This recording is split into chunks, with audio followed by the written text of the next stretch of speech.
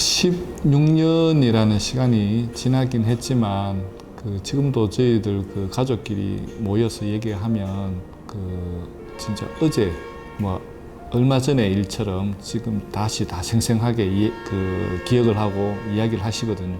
그 얘기는 뭐냐면 그때의 어떤 고통이나 상처가 이게 좀 아물지는 않는다는 생각이 좀 들어요. 그래서 하루하루 어떻게 산다는 것보다는 이제 견뎌내면서 지내는 그런 시간을 보내고 계시는 거죠.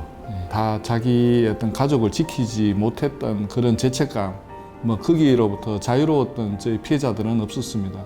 그럼에도 불구하고 저희가 다시 일어서고 또 이 문제를 좀 명확하게 해야 되겠다고 생각했던 거는 이러한 참사가 다시는 일어나서는 안 된다는 거죠.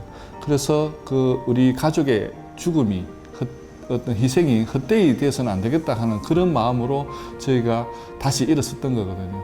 그래서 내 가족은 죽었지만 다시는 이러한 사고를 해가지고 누군가의 어떤 가족이 일어서는 안 된다. 이런 사고가 다시 재발해서는 안 된다. 하여튼 그런 마음으로 저희들은 다시 일어서고 또 저희들 어떤 아픔을 조금씩 이렇게 이겨내 왔다고 생각을 합니다. 앞서 겪은 어떤 피해자로서 기본적으로는 좀 죄송한 마음이 있습니다. 뭐냐면은 저희 참사가 났을 때 저희가 수습 과정에서 제대로 대처하고 제대로 활동을 했으면 그러면 세월호 같은 참사가 좀 안 일어났든지 아니면 피해가 최소화되지 않았을까 하는 그런 좀 기본적인 미안함이나 죄책감을 가지고 있는 거고요. 우리 사회가 자꾸 병리화되고 첨단화되다 보면은 이런 재난 사고가 없을 수는 저는 없다고 봅니다. 그러면은 한번 일어났던 사고와 관련된 이런 사고가 재발되는 거는 이거는 좀 저희는 문제라고 보거든요. 그러면은 어떤 사고가 났으면 이 사고에 대한 원인이나 그에 따르는 책임에 따르는 관련자의 처벌 이런 것들이 명확하게 이루어져야지 저는 이러한 사고가 재발되지 않는다고 보거든요.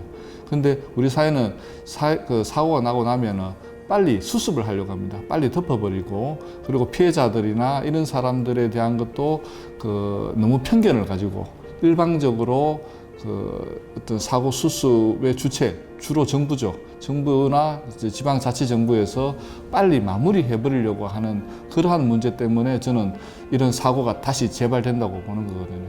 그래서 이러한 사고 재발을 좀 막으려면은 좀 아까 말씀드린 것처럼 사고 원인에 대한 이러한 것들이 좀 철저하게 좀 다뤄져야 되고 전문기관이나 또 필요한 기관을 좀 위원회나 이런 것을 구성을 해서 거기에 좀 사고 원인에 대한 것도 좀 정확하게 살펴볼 필요가 있고 거기에 따르는 후속 조치들이 안정적으로 진행이 돼야지만이 저는 좀 이런 사고가 좀 줄어들지 않겠나 하는 생각을 가지고 있습니다. 어떤 대형 재난 사고가 나면 피해자들의 어떤 주장을 조금 적극적으로 이렇게 받아줄 수 있는 사회가 되어야 된다고 봅니다. 뭐냐면은 이제 그런 인식이 많은 것 같아요. 예를 들면 수습을 담당하는 주체들은 피해자들은 정신도 없고 비이성적이고 지금 판단을 제대로 못한다는 어떤 편견을 가지고 피해자를 본단 말입니다. 그러나 저도 피해자였지만은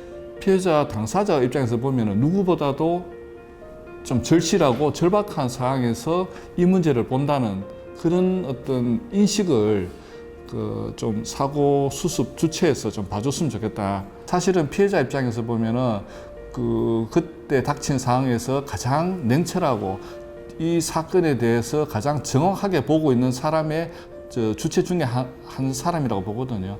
그래서 그러한 사람들의 피해자들의 주장을 좀 경청을 해서 사고 수습에 좀 이렇게 잘 사용을 하면은 사고 수습이 좀 원만하게 좀 이렇게 갈 수 있는 지름길이 될 수 있다고 저는 생각을 합니다.